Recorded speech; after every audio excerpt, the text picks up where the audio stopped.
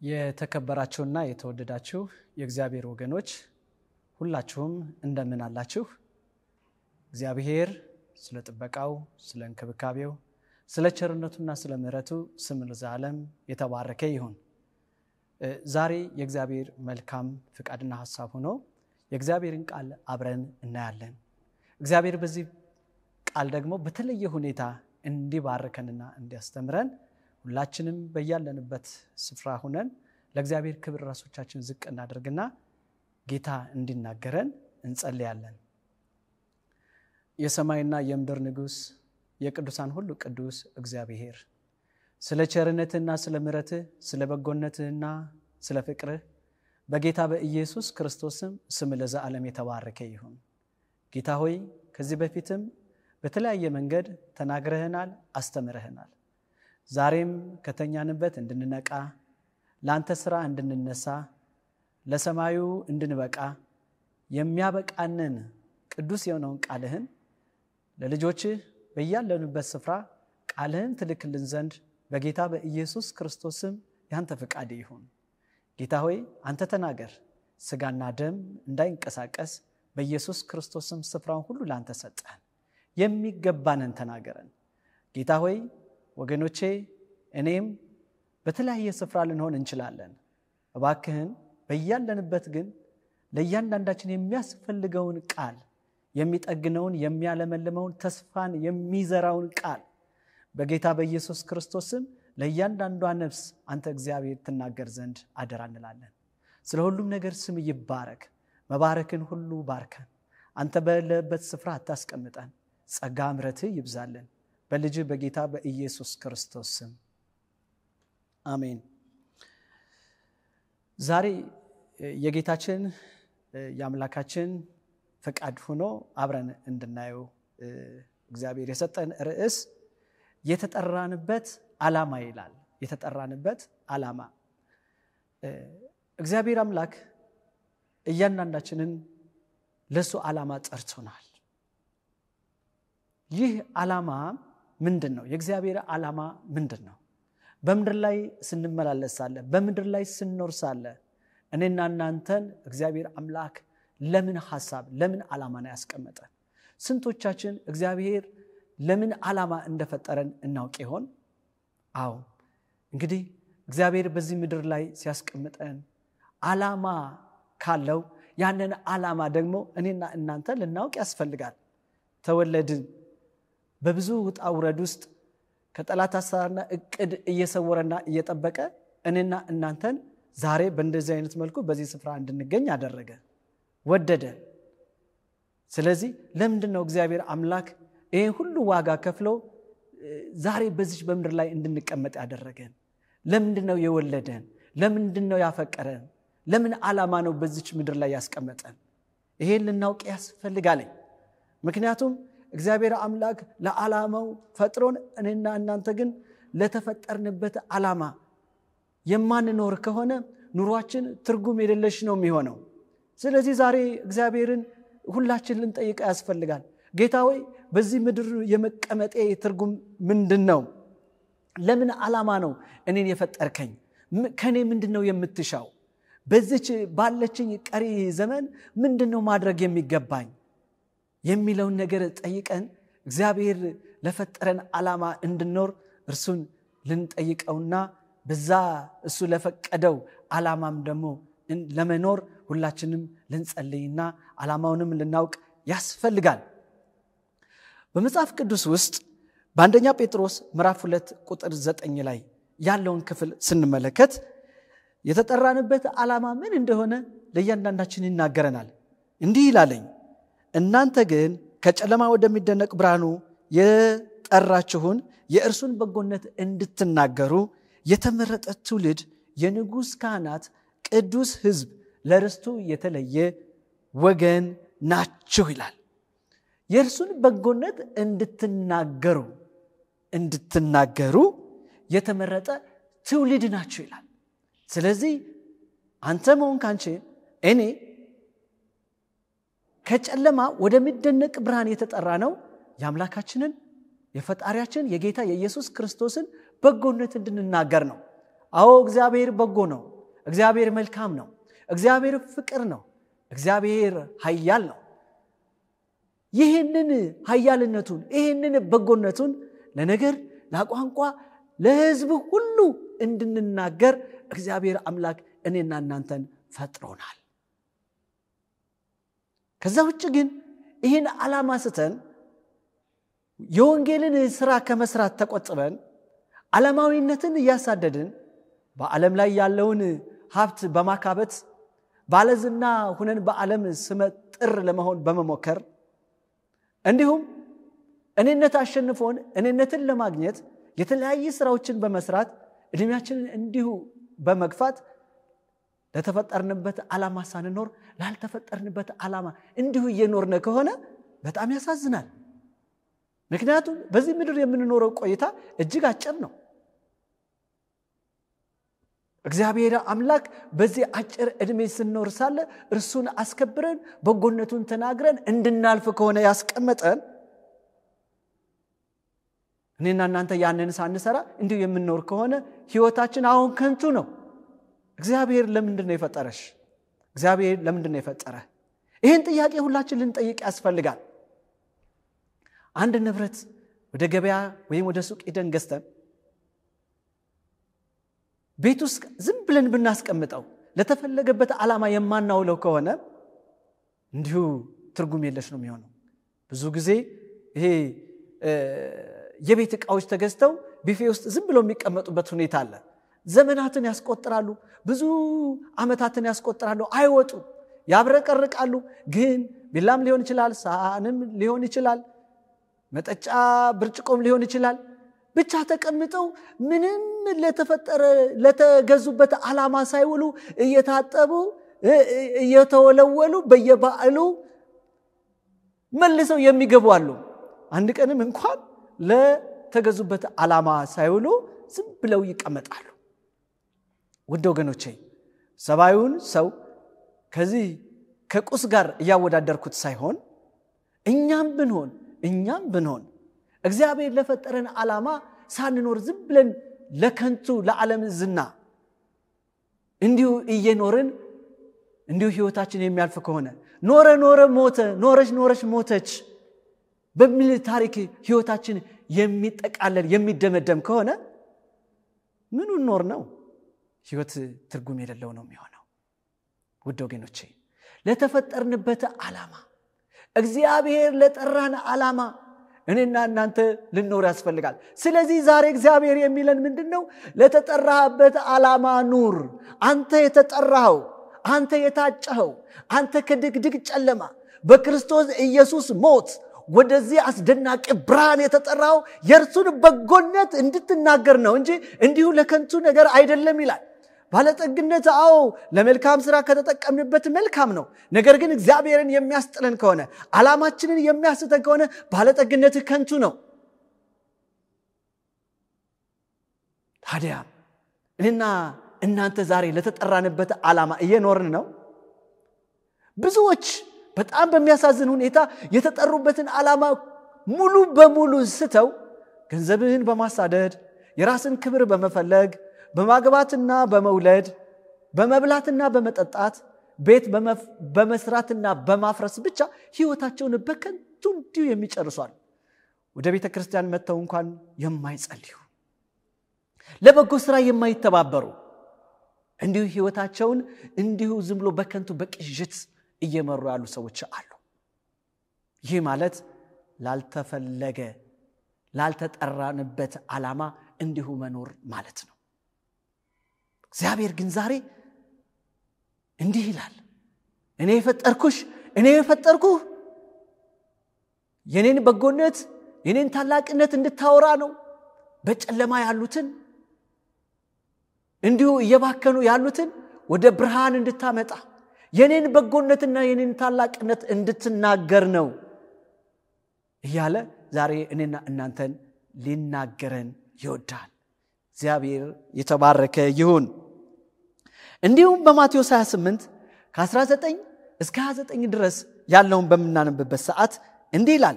ማቴዎስ 28 ከ19 እስከ 20 እንግዲህ ሂዱና አሕዛብን ሁሉ በአብ በወልድና በመንፈስ ቅዱስ ስም እያጠመቃችኋቸው ያዘዝኋችሁንም ሁሉ እንዲጠብቁ እያስተማራችኋቸው ደቀ መዛሙርት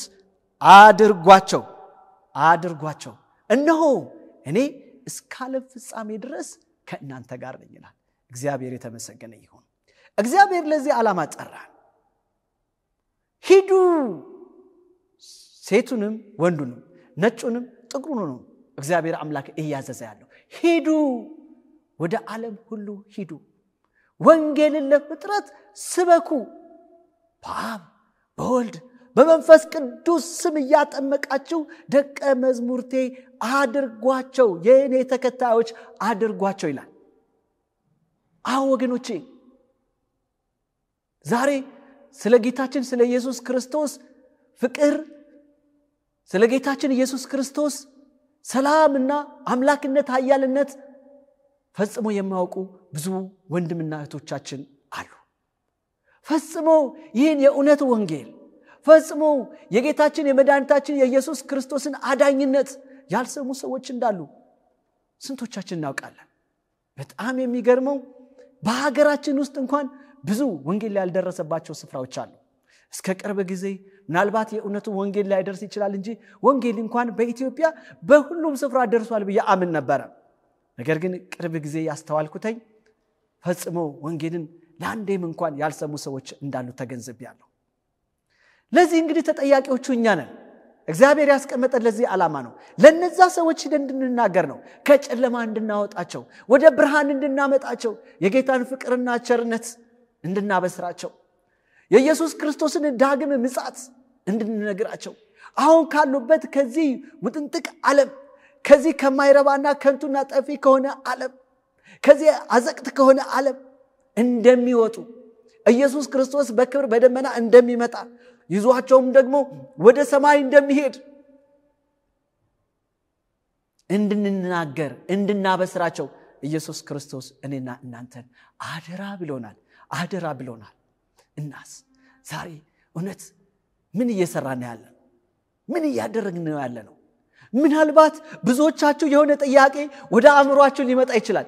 እኔ ወንጌልን ብሰራ ደስ ይለኛል፣ ነገር ግን እኔ መምህር ነኝ፣ እኔ ሐኪም ነኝ፣ እኔ ኢንጂነር ነኝ፣ እኔ ያለሁበት የሥራ ሁኔታ ለአገልግሎት የሚጋብዝ አይደለም፣ ክርስቶስን የማሳይበት ስለ ክርስቶስ የማወራበት እድሉ የለኝም።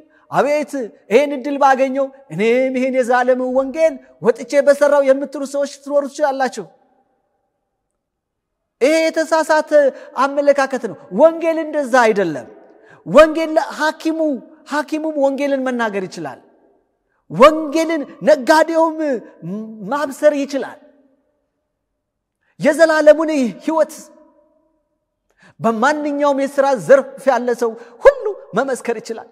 በወይን የወረዱ ሰዎች ራሱ የዘላለምን ሕይወት መናገር ይችላሉ።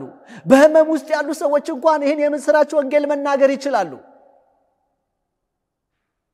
ወንጌል የተገደበ ቦታ የለውም። ወንጌልን በማንኛውም ስፍራ ሆነን መናገር እንችላለን። ክብር ለእግዚአብሔር ይሁን። ስለዚህ ምናልባት ፓስተር መሆን አለብኝ፣ የቤተ ክርስቲያን ዲያቆን መሆን አለብኝ፣ ወይም ዘማሪ መሆን አለብኝ ብለን የምንጠብቅ ሰዎች ካለን ተሳስተናል። ወንጌል በድርጊት የሚገለጥ ነው። ወንጌል በባህሪ የሚገለጥ ነው። ወንጌል በማንኛውም ሁኔታ ውስጥ ሊሰራ የሚችል ነው። እንደውም ከሚሰበክ ስብከት ይልቅ ከሚዘመር መዝሙር ይልቅ በተግባርና በድርጊት የሚሰራ ወንጌል በስራ ቦታችንም ሆነ ባለንበት በማንኛውም የህይወት ጎዳና ውስጥ ሆነን የምንሰራው የወንጌል ስራ በጣም ኃይል አለው። ሰርስሮ ወደ ውስጥ ይገባል፣ ነፍስን ያለመልማል፣ ክርስቶስን በትክክል ያሳያል። ክርስቶስ እንዲህ ከሆነማ እኛም ይህን አዳኝ እንቀበላለን በማለት ብዙ ነፍሳቶች ወደ ክርስቶስ ይመጣሉ። ወንጌል ለምን ዓላማ ነው የተጠራሽው?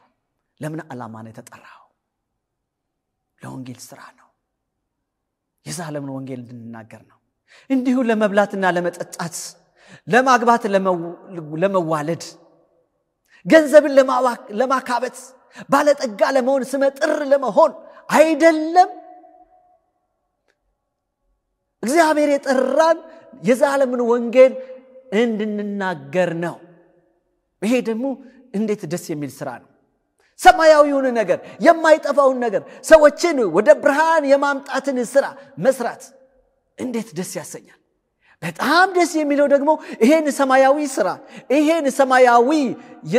ስራ ስንሰራ ሳለ ቅዱሳን መላእክቶች አብረውን ይሰራሉ፣ አብረውን ይተባበራሉ። የእግዚአብሔር መንፈስ አብሮን ይሆናል፣ ያግዘናል፣ ይደግፈናል። ታዲያ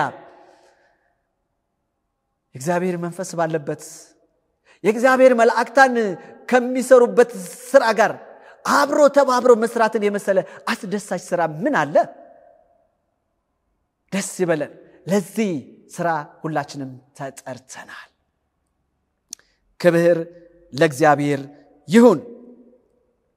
የተጠራነው ለአሕዛብ፣ ለነገድ፣ ለቋንቋ ደርሰን ወንጌልን እንድንናገር ነው። የተጠራነው ለምድራዊ ስራ ሳይሆን ለሰማያዊ ስራ ነው። ምድራዊ ስራ አያስፈልግም እያልኩ አይደለም። ምድራዊ ስራ አስፈላጊ ነው። ነጋዴ ብንሆን ጥሩ ነው። ገበሬ ብንሆን ጥሩ ነው። የተለያዩ ስራዎችን ብንሰራ መልካም ነው፣ ችግር የለውም። ዝቅተኛ ብለን የምናስበውን ስራ ይሁን ከፍተኛ ብለን የምናስበውን ስራ እንስራ፣ ችግር የለውም። ነገር ግን ትልቁ ዓላማ በምንሰራው ስራ ውስጥ የእግዚአብሔር ክብር ይገለጣል ወይ ነው። በምንሰራው ስራ ውስጥ ክርስቶስን ማዕከል አድርገን ነው ወይ የምንንቀሳቀስ? እኔ የማክመው ታካሚ ክርስቶስን በኔ ላይ አይቶ ይሄዳል ወይ? እኔ የሚሸጥለት አንድ የንግድ ደንበኛዬ እኔን ከኔ መጥቶ ሲገዛ ሳለ ክርስቶስን አይቶ ነው ወይ የሄደው? እኔ የማስተምረው ተማሪ ክርስቶስን በኔ ላይ አይቷል ወይ?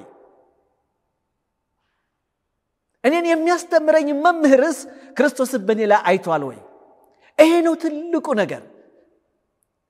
ክርስቶስን በምን አይነት ጎዳና ነው እያሳየን ያለ ነው? አዎ የተለያየ ስራ እየሰራችሁ አሁን ራሱ ይሄን ስብከት የምትሰሙ ሰዎች ትኖሩ ይችላልላችሁ። አዎ ምንም አይነት ስራ ክርስቶስን የሚያስከብር ስራ ከሰራ ወንጌልን እየመሰከርክ ነው። በስራ ታማኝ ከሆንክ፣ አደራን የምትወጣ ከሆነ፣ ክርስቶስን የሚያስከብር ነገር በድርጊት ሁሉ የምትከውን ከሆነ፣ በአንደበት፣ በአነጋገር፣ በአለባበስ፣ በምታደርገው እንቅስቃሴ ሁሉ ክርስቶስን የምታሳይ ከሆነ አዎ የእግዚአብሔርን በጎነት እየተናገርክ ነው። ለተፈጠርክበት ዓላማ እየኖርክ ነው። የተጠራነው ከጨለማ ወደሚደነቅ ብርሃን ኑ የተባልነው የእርሱን በጎነት እንድንናገር ነው። ክብር ለእግዚአብሔር ይሁን። ጌታ እንግዲህ ይህን የዘላለም ወንጌል ከሰማይ መላእክቱ ጋር እንድንሰራ ከፈቀደ ምናልባት እግዚአብሔር አምላክ ይሄን ሰማያዊ ስራ ይሄን እግዚአብሔርን እርሱን የሚያስከብረውን ስራ መላእክቱን ልኮ በአጭር ጊዜ ስራውን ማጠናቀቅ የማይችል ሆኖ ይመስላችኋል? አይደለም።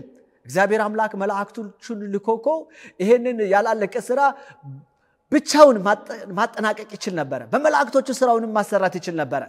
ነገር ግን ከፍቅሩና ከምህረቱ ከቸርነቱ የተነሳ ይሄን ቅዱስ ስራ ነፍሳትን የማዳንን ስራ እኛ ኃጢአተኞች፣ እኛ ሰብአዊ ዘሮች ይሄን ነፍሳትን የማዳን በጎ ስራ አብረን እንድንሰራ ይሄን ቅዱስ ስራ አብረን ተባባሪ ሆነን እንድንሰራ እግዚአብሔር አምላክ ለእኔና ለእናንተ ይሄን ትልቅ እድል ሰጠን። ብናስተውለው ይሄን ስራ መሰጠታችን ለኛ ትልቅ እድል ነው።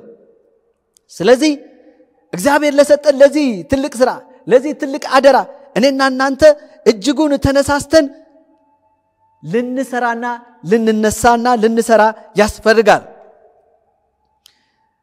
ለዚህ ትልቅ ስራ ፈቃደኞች ካልሆነን እግዚአብሔር አምላክ ባዘዘን ስራ መሰረት የማንንቀሳቀስ ከሆነ ለተፈጠርንበት ዓላማ የማንኖር ከሆነ ምናልባት እኔና እናንተን የጠላት አሰራር ሊጠቀምብን ይችላል። ዲያብሎስ ሊጠቀምብን ይችላል። እኛ ወንጌልን ካልሰራን በድርጊታችን ባኳኋናችን ክርስቶስን ካልመሰለን ማን ነው ልንመስል የምንችለው? ክርስቶስን የሚያስከብሩ ሰዎች በታማኝነት ስራቸውን ይሰራሉ። በታማኝነት ስራችንን መግለጥ ካልቻልን እኮ የምናሳየው ባህሪ ሰይጣናዊ ባህሪ ነው ማለት ነው። ክርስቶስ በእኛ ውስጥ መሳል ካልቻለ በውስጣችን ሊሰራ የሚችለው የክፉ ኃይል ነው። ያ ማለት 100% ላልተፈጠርንበት ዓላማ እየኖርን ነው ማለት ነው። በስራችን ክፋት ካለ፣ በስራችን ትትና ከሌለ፣ በስራችን ታማኝነት ከሌለ፣ ትሁት መሆን ከሌለ በእውነት የጠላት መሳሪያ ሆነ ማለት ነው። በህይወታችን የሚገለጠው፣ በድርጊታችን የሚገለጠው፣ በስራችን ሁሉ የሚገለጠው የሰይጣን ስራ ነው። ያ ደግሞ የሥጋ ፍሬ ነው። የሥጋ ፍሬ ደግሞ የተገለጠ ነው። በገላትያ መጽሐፍ ላይ እንደተቀመጡት የሥጋ ፍሬዎች ራስ ወዳድነት ነው፣ ውሸት ነው፣ ክህደት ነው፣ አድመኝነት፣ ዘረኝነት ነው፣ እርቅን አለመውደድ ነው፣ ጨካኝ መሆን ነው፣ ገንዘብ ወዳድ መሆን ነው። እነዚህ በሙሉ የሥጋ ፍሬዎች ናቸው። በእነዚህ መካከል የሚገለጠው ዲያብሎስ ነው። ስለዚህ ጌታ በረዳንና ባገዘን መጠን እግዚአብሔርን የሚያሳየውን የኑሮ ህይወት እኔና እናንተ ልንኖር ያስፈልጋል። የተጠራንበት ዓላማ በጨለማ አሰራር ውስጥ እንድንኖር ሳይሆን በብርሃን አሰራር ውስጥ ገብተን ብርሃንን ለነገር ለቋንቋ እንድናስተላልፍ ነው። ምናልባት በሰው ቤት ተቀጥረን የምንሰራ ሰዎች ልንኖር እንችላለን። በስደትም ሄደን እንኳን ሰዎችን የምናገለግል ሰዎች ልንኖር እንችላለን። ግድ የለም። በዛ መካከል ምናልባት የተገኘው ወይም የተገኘሽው እኮ ለነዛ ለሚያሰሩ ለቀጣሪዎች ክርስቶስ ኢየሱስን በትክክል ስለ እሱን መስለ ወንጌልን መስከረ እንድትገልጥ ሊሆን ይችላል። እግዚአብሔር የሚሰራው ሥራ እጅግ አስደናቂና የተለየ ስለሆነ እልክ የምንያዝ ከሆነ ክፉ ሲያደርጉብን ክፉ የምናደርግ ከሆነ ክርስቶስን አላሳየነውም። ለተጠራንበት ዓላማም እየኖርን አይደለም።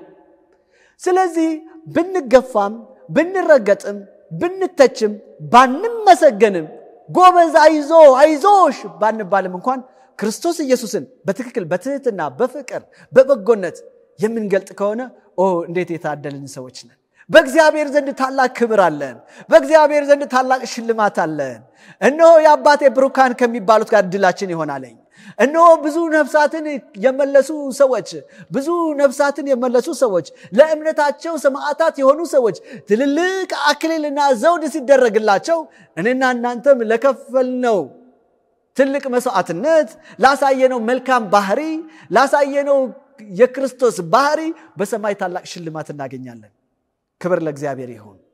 መልካም ሆነን በጎ ሰርተን ክርስቶስን መስለን ሰዎች አመሰገኑን አላመሰገኑን ምንም ማለት አይደለም። ክብሩንና ሽልማቱን ከጌታችን ከኢየሱስ ክርስቶስ ብቻ እንጠብቅ። አይደለም በሰማይ በምድር እንኳን ጌታ እግዚአብሔር አምላክ ልጆችን የሚባርክና ተገልጦ ለሰራነው መልካምነት ሽልማትን የሚሰጥ አምላክ ነው።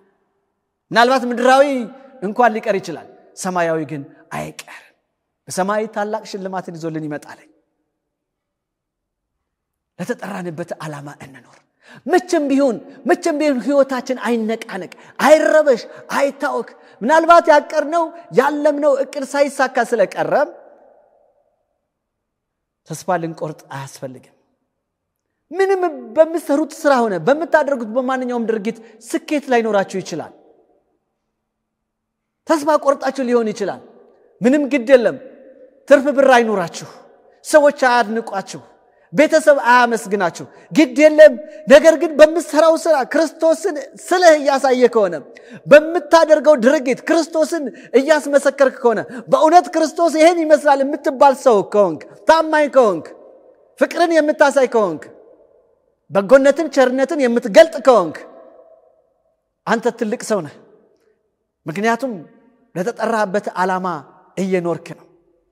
ምክንያቱም በምድር ላይ የተጠራ ነው አሁን ላላገኘናቸው ለከሰርንባቸው ጉዳዮች ሳይሆን የተጠራ ነው አሁን እኛ በህይወታችን ክርስቶስን ያንጸባረቅን ላለነው በጎ ስራ ነው የተጠራ ነው። ስለዚህ ዋናው ትግላችን ዋናው ዓላማችን መሆን ያለበት ክርስቶስ ኢየሱስን መግለጥ ነው። አለቀ።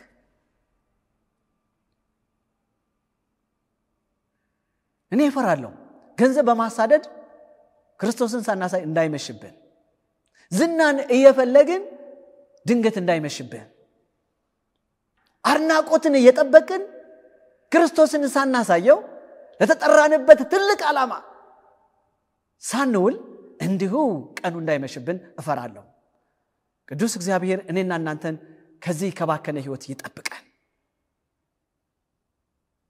ክርስቶስ በህይወታችን ካለ በቂ ነው ሁሌም ቢሆን ከኛ ጋር እየሰራ ነው ያለው በሚያስፈልገን ነገር ደግሞ ይደግፈናል ይረዳናል ያግዘናል በማቴዎስ 6:33 እናንተ በመጀመሪያ ጽድቁንና መንግስቱን እሹ ወይም ፈልጉ ሌላ ሁሉ ይጨመርላችኋል ያ ማለት እኛ ለተጠራንበት ዓላማ ስንኖር የመንግስቱን ወንጌል ለዓለም ለማዳረስ ስንሮጥ እግዚአብሔር በምድርም እንኳን የሚያስፈልገን ነገር የሚያውቅ ስለሆነ ያንን ሁሉ ለኛ ይፈጽምልናል ታዲያ ምንድነው ጭንቀቱ ሁከቱ ምንድነው ለተፈጠርንበት ዓላማ እንዳንኖር የከለከለን ማነቆ የሆነን ነገር አስሮ የያዘን ነገር ምንድነው በጌታ በኢየሱስ ክርስቶስ ይሄ ህይወት ከኛ ይበጠስ ምክንያቱም ዝም ብሎ ያለ ዓላማ የመኖርን ህይወት መኖር ማለት ኪሳራ ነውና ትልቅ ኪሳራ ነው ስለዚህ ባለን የህይወት ምግባር ክርስቶስን እናሳየው ክርስቶስን እንምሰል እኛ ክርስቶስን ስንመስል የመንፈስ ቅዱስ ፍሬ በህይወታችን ይገለጣል የመንፈስ ቅዱስ ፍሬዎችም በገላትያ መጽሐፍ ላይ አሁንም ተገልጠዋል የመንፈስ ቅዱስ ፍሬ የተገለጠ ነው ይላል እነሱም ፍቅር ደስታ ቸርነት ሰላም በጎነት የዋህነት ተስፋ የመሳሰሉት ናቸው እነዚህ በህይወታችን ውስጥ ካሉ ወንጌልን በአጭሩ ለዓለም ሁሉ ያዳረሰን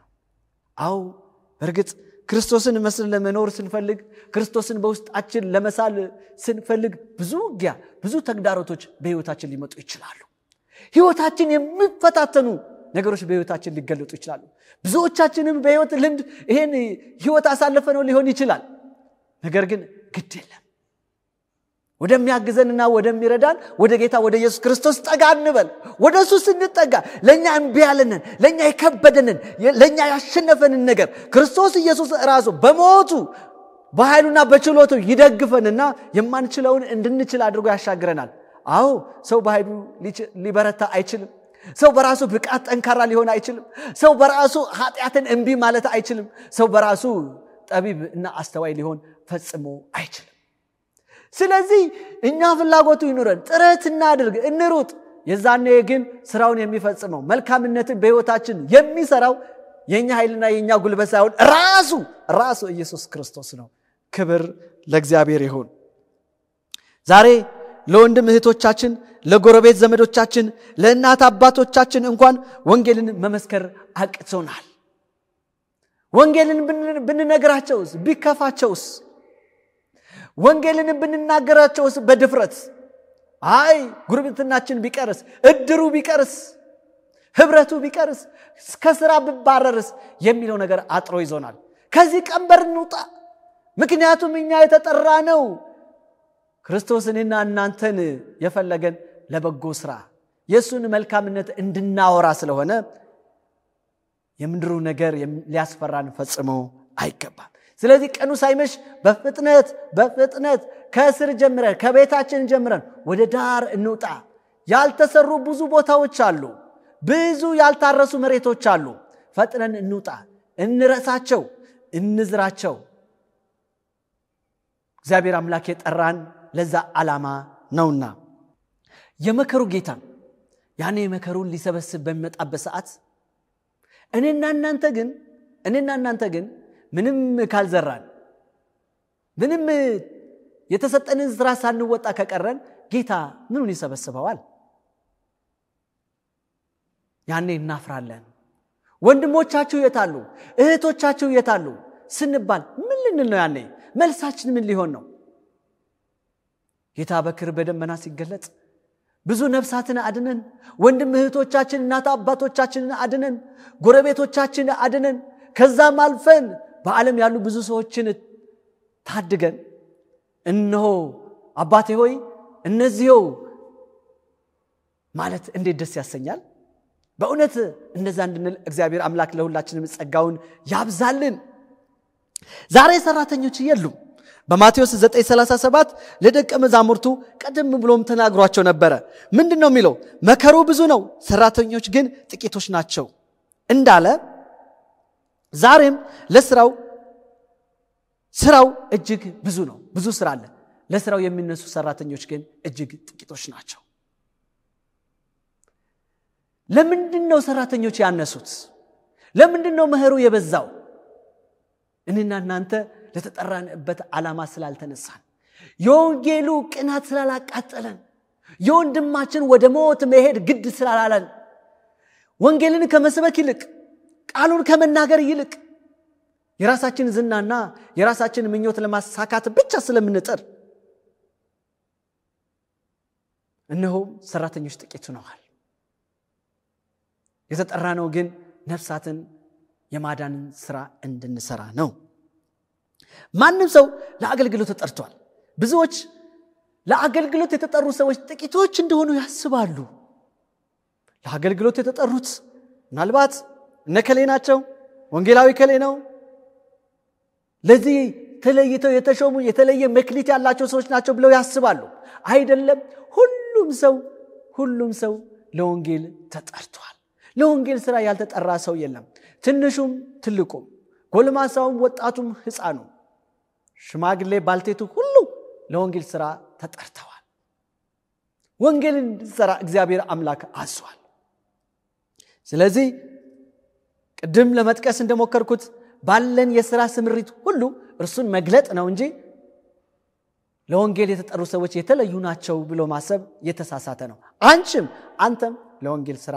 ተጠርታችኋል እንደየመክሊታችን ጌታ ኢየሱስ ክርስቶስን እናገልግለው የተለያየ መክሊትን እግዚአብሔር ሰጥቶናል አንዱ የማስታረቅ አንዱ ይቅር የማለት አንዱ በጎነት የመስራት አንዱ በሰዎች መካከል ሰላምን የመፍጠር አንዱ የማስተማር አንዱ የመምከር አንዱ የመስበክ አንዱ የመዘመር አንዱ የተለያየ ስጦታዎችን እግዚአብሔር አምላክ ሰጥቶናል በዚህ በተሰጠን የአገልግሎት መስክ ሁሉ ጌታን እናገልግለው በአገልግሎታችን ብርሃን መሆን ከቻለን በእውነት ወንጌል በአጭር ጊዜ ለዓለም ሁሉ ይዳረሳል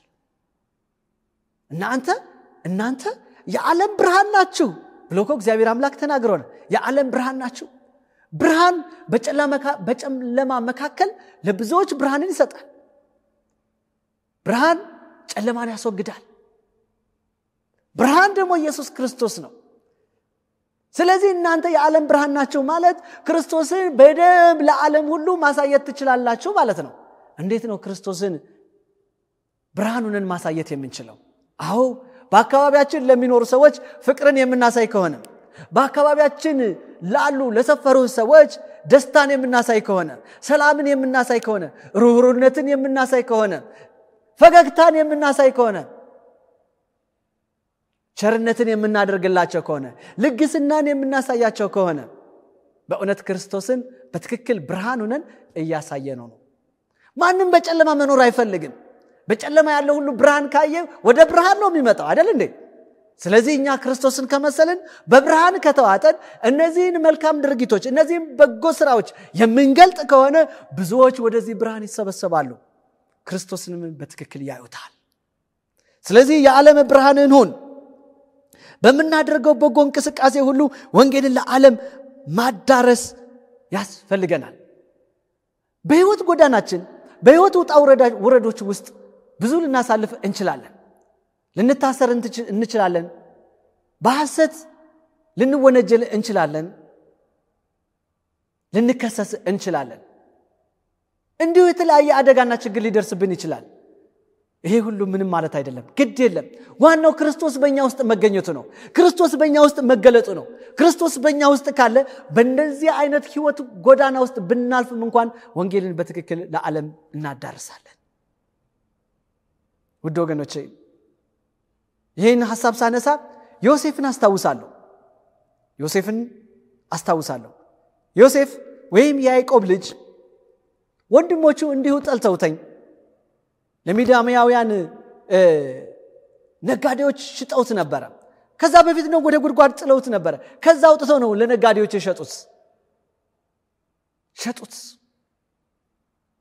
እነዚህ ነጋዴዎች ደግሞ ወስደው ለፈርዖን አለቃ ወስደው ሸጡት በዚህ አጋጣሚ ዮሴፍ በቤተ መንግስት ውስጥ የመኖርን እድልን አገኘ በግብጽ ተቀምጦ በቤተ መንግስት ውስጥ ስራውን ይሰራ ነበር እንግዲህ ዮሴፍ በዚህ ባገኘው አጋጣሚ ወንጌልን እንዴት እንደሰበከ ሳይ በጣም ነው ልቤ የረካው ወንጌልን እንዴት እንደሰበከ ታውቃላችሁ ዮሴፍ ለብዙዎች ብርሃን የሆነው ወንጌልን ሊመሰክር የቻለው በዘፍጥረት 37 እስከ 45 ባለው ታሪክ ውስጥ ዮሴፍ ወንድሞቹ ለሚዲያም ነጋዴዎች ሸጡት የሚዲያም ነጋዴዎች ደግሞ ዮሴፍን ለግብጽ ንጉስ አለቃ ሸጡት በቤተ መንግስቱ በታማኝነት ዮሴፍ ያገለግል ጀመር በጣም ነው የሚገርመው ከለታት አንድ ቀን ግን ምንም እንኳን ፈርዖን በግቢው ያለውን ኃላፊነት ሁሉ በታማኝነት እንዲሰራ አሳልፎ ቢሰጠውም የፈርዖን ሚስት በጣም ተመለከተው ስለነበር ዮሴፍም መልካም ስለነበረ የፈርዖን ሚስት አንድ ቀን ፈታኝ የሆነ ነገር ወደ ህይወቱ ልትፈትነው መጣች ፈተና ይዛበት መጣች በጣም ከባድ ፈተና ምንድነው ያለችው አብረኸኝ ተኛ ነው ያለችው የብልግና ቃል ነው የተናገረችው አብረኸኝ ተኛ አለችው ከንጉሱ ከፈርዖን ሚስት ጋር አብሮ መተኛት አስቡት እንግዲህ ምን ያክል ከባድ እንደሆነ ይሄ አይደለም ያስደነገጠው ዮሴፍን ይሄ አይደለም ዮሴፍ በጣም እንዲጠነክር ያደረገው ዮሴፍ በፈርዖን ሚስት አብረኸኝ ተኛ የሚለው ጥያቄ ሲመጣበት እንዲህ ነበር ያላት አይደለም በእግዚአብሔር ፊት እንዴት ኃጢአትን እሰራለሁ ክብር ለእግዚአብሔር ይሁን በእግዚአብሔር ፊት ምክንያቱም እግዚአብሔር ከየት እንዳነሳው ያውቃል እግዚአብሔር ከየት እንደጠራው ያውቃል ዮሴፍ የመሞት አጋጣሚዎች ነበሩት በጉድጓድ ተጥሎ ነበር ከዛም አውጥተው ሽጠውት ነበር እግዚአብሔር ግን በዛ የህይወት ጎዳና ውስጥ ሁሉ አሳልፎ በቤተ መንግስት ውስጥ የሚኖርበትን እድል ሰጥቶታል ይሄን ያከበረውን ጌታ አረሳል ስለዚህ የተጠራበትን ዓላማ ስላወቀ ምን ማድረግ እንዳለበት ስላወቀ ለዛ ቤተ መንግስት ብርሃን መሆን ስላለበት ስለተገነዘበ ዮሴፍ ምን አለ እግዚአብሔር ከፍ ማድረግን መረጠ እግዚአብሔርን ከፍ አድርጎ ማሳየትን ወደደ በእግዚአብሔር ፊት አላት በእግዚአብሔር ፊት የንጉስ ሚስት መቼም ንግስት ነች አይደል እንዴ ንግስት ማለት ናት ለዚህች እመቤት ግን ቁርጥ አድርጎ ነገራት በእግዚአብሔር ፊት እንዴት ኃጢአትን እሰራለሁ እንቢ አላደርግም በጣም የሚገርመው ግን ዮሴፍ ያሳለፋቸው የህይወት ጎዳናዎች በጣም ፈታኝ ቢሆንም አሁንም ፈተናው ግን አላቆመም ዮሴፍ ግን እግዚአብሔርን በዚህ ፈተና ላይ አስከበረ በእግዚአብሔር ፊት ኃጢአትን አልሰራም አለ ነገር ግን ፈተናው ቀጠለ ልብሱን አውልቃ እስከመጣል ድረስ በመድረስ ዮሴፍ ሊደፍረኝ መጣ በማለት ከሰሰችው በዚህ ክስ መሰረት ዮሴፍ ከዛ የቤተ መንግስት ኑሮ ወጥቶ ወደ ወይኒ ወረደ እንዴት ያሳዝናል ታሪኩ ወደዛ ተጣለ በዛ የወይኒ ቤት ቆይታው ግን ዮሴፍ ዝም አላለም አሁንም ብርሃኑን ያበራ ነበር አሁንም ከአምላኩ ጋር ያለው ግንኙነት ጠንካራ ነበር ለምን ዓላማ እንደተጠራ ያውቅ ነበር በድርጊቱ በመግባሩ በስራው ሁሉ አስቡ እንግዲህ በወይኒ ወርዶ በማረሚያ ቤት ውስጥ ሆኖ ክርስቶስን ማሳየት ማለት እንዴት መታደል ነው ምናልባት እኔና እናንተ ብንሆን ተስፋ ቆርጠን ቆዝመን ፈተናዬ ለምን በዛ መከራዬ ለምን በዛ እግዚአብሔር ሆይ ለምን ታረጋኛለህ ምናምን ይያለን ብዙ ሮሮ ልናሰማ እንችላለን እንኳንስ የእግዚአብሔርን ተልእኮ ልንፈጽም ለተጠራንበት ዓላማ ቀጥለን መኖር ቀርቶ የክርስቶስ ኢየሱስን ብርሃን በትክክል ማብራት ቀርቶ ነገር ግን በዚህ በማረሚያ ቤት ውስጥ ክርስቶስን እያሳየ መኖር ቀጠለ ከዕለታት አንድ ቀን እነዚህ የማረሚያ ቤት ሹማምንቶች እጅግ ተክዘውና ቆዝመው ዮሴፍ ይመለከታል። ጓዶች አላቸው፣ ምን ነው ቆዝማችኋል? ምን ነው ተክዛችኋል? ምን ሆናችሁ ነው አላቸው። ዮሴፍ ህልም አለምን፣ ህልም አየን፣ ነገር ግን ህልሙን መፍታት አቃተን፣ ማንም ሊፈታልን አልቻለም። ይህ ነው ያስቆዘመን፣ ይህ ነው ያስተከዘን አሉት። በሚያሳዝን ንግግር በሚገርም ሁኔታ ተካዚያቸውን ጭንቀታቸውን በሙሉ ለዮሴፍ ነገሩት። ዮሴፍም በሚገርም ሁኔታ እንዲህ አላቸው፣ ህልምን የሚተረጉም እግዚአብሔር የሰጠው አይደለምን አላቸው። አስተዋላችሁ? አሁንም ለነዚህ ሹማምንቶች በዚህ ማረሚያ ቤት ውስጥ ላሉ ሹማምንቶች ክርስቶስን ገለጠ። ህልምን የሚተረጉም እግዚአብሔር የሰጠው አይደለምን አለ። ተርጓሚው እግዚአብሔር ነው አላቸው። ከዚህ የበለጠ ወንጌልን መመስከር የለም። ትርጉምን የሚተረጉም እንቆቅልሽን የሚፈታ ታሪክን የሚቀይር ነገሮችን ሁሉ ሊሰጥ የሚችል ሕያውና ዘላለማዊ የሆነው ጌታ ኢየሱስ ክርስቶስ እንደሆነ በድፍረት ላለቆቹ ወይንም ለሹማምንቶቹ በድፍረት ተናገረ። ዮሴፍ የተሰጠውን መልካም አጋጣሚ አሁንም ለሹማምንቶቹ ወንጌልን በመመስከር ብርሃን በመሆን ክርስቶስ ኢየሱስ ሁሉን አዋቂና አድራጊ እንደሆነ በግልጽ መስክሮ አሳየ። ጌታ ኢየሱስ ይባረክ። እንዴት ደስ ይላል መሰላችሁ። ከዛ በኋላም ህልሙን በትክክል ተረጎመላቸው፣ ደስ አላቸው። ነገር ግን አንደኛው እንደሚሞት ነበር፣ አንደኛው ደግሞ በቤተ መንግስቱ ሄዶ እንደሚቀመጥ ነበር የተረጎመላቸው። ብቻ ትርጉሙን ስላገኙ እነሱ በትርጉሙ መሰረት ወደ የሚሄዱበት ቦታ ሄዱ። ከዕለታት አንድ ቀን ይህ በማረሚያ ቤት ወይም ዮሴፍን የነበረው ወይም ዮሴፍን ህልም የፈታለት ወጣት በቤተ መንግስቱ ውስጥ በፈርዖን ግቢ ውስጥ ፈርዖን ባለበት ግቢ ውስጥ ሲኖር ሳለ አንድ ቀን ንጉስ ፈርዖን ህልም ያልማል አሁንም። ነገር ግን ይህን ህልም ማንም ሊተረጉምለት ማንም ሊፈታለት አልቻለም። ንጉሱ እጅግ ተጨንቆ ነበር፣ ግራ ተጋብቶ ነበር። ይህ ወጣት ግን ከዚህ በፊት በማረሚያ ቤት ዮሴፍ ህልሙን እንደፈታለት ስላወቀ ንጉስ ሆይ ምን ሆነሃል አለው። ህልም መፍታት አቃተኝ አለው። ማንም ሊፈታልኝ አልቻለም አለው። አይደለም፣ አንድ መፍትሄ አለ። ዮሴፍ የሚባለው በወይኒ ያወረዳችሁት በወይኒ ውስጥ ያለው ዮሴፍ ከዚህ በፊት ህልም አይተን ህልሙን በትክክል ፈቶታለኝ። እሱ ባለው መሰረትም ህልሙ ተከናውኗል።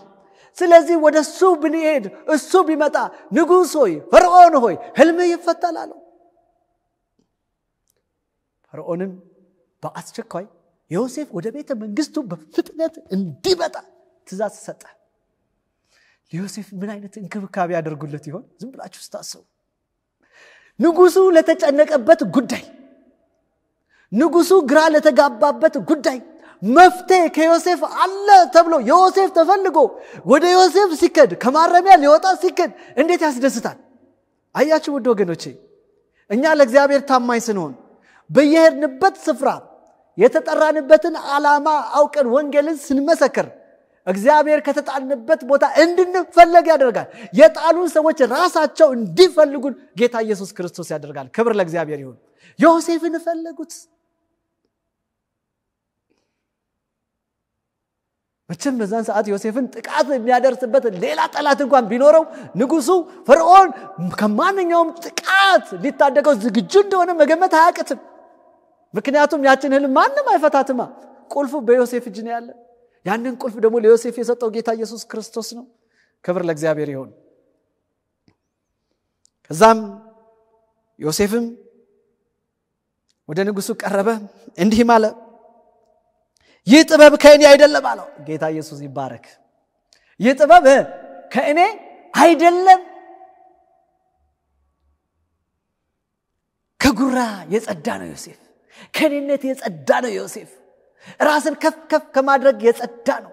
በትክክል ኢየሱስ ክርስቶስን በትክክል የሚያመለክት ወጣት ነበር።